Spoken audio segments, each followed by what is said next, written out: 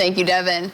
So now that it is getting cold, have you ever wondered why your nose runs more when it's chilly? I know that can be so annoying, but here to answer that question more about rhinitis is Nurse Christina Paris. So thank you so much for joining us today. Good morning. Glad to be here. Yeah, so first off, I'm glad that there's some reason behind why your nose runs in the winter more. So can you tell us a bit about rhinitis and why does our nose run when we go outside more in the fall and winter? Absolutely. So what our nose and mouth do is when we breathe in, it filters and warms air so that, we don't want really cold air in our lungs because that would be damaging. So it warms and it produces 1 to 2 quarts of mucus every day. Your body does. That's I know, it's a lot, right. And so we have different things can trigger this. So rhinitis is an inflammation or an irritation in the mucous membranes. And it can occur either from an allergen like pollen, mold, dust. It can occur from something that can cause infections like colds, flus, coronavirus, things like that. Or it can be caused by non-allergens. And so this is a vasomotor response. And it's the change in the environment, stress, things like that causes different non-allergen rhinitis. So when we go outside and we breathe in that cold air, our body is trying to warm it before it gets to, gets into our lungs. And so we produce more mucus. And so the colder it is, the more mucus we produce, the more our nose runs. Right. It's a kind of a vicious cycle.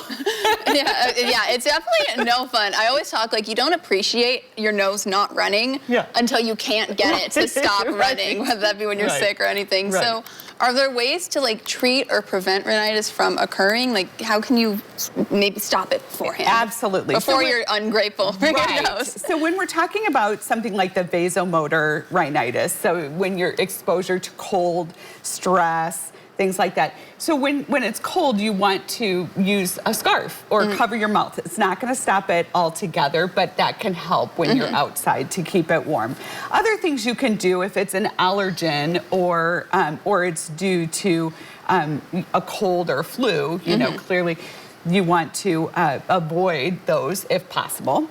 But you can also changing your filters in your home, taking showers right after you're outside mowing the grass, making sure that if you always talk to your provider, starting medications. If you know you have an allergy, start that medication prior to that season and then continue all the way through. Using covers on your pillows and bedding. Steam can help also, and making sure that you if you're sleeping with your pup and the dogs or the cats are what are causing it, you might have to change that sleeping arrangement, to help reduce those.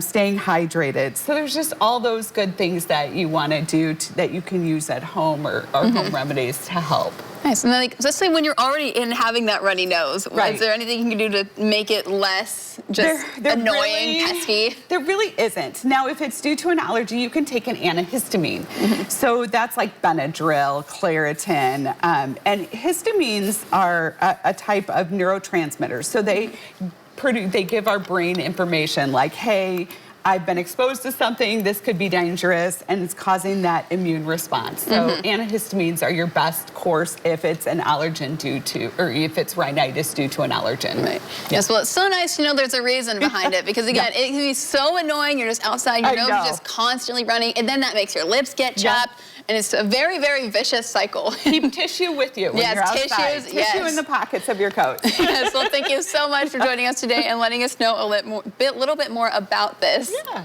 Yes, and then coming up, we have What's Trending, including how one parrot got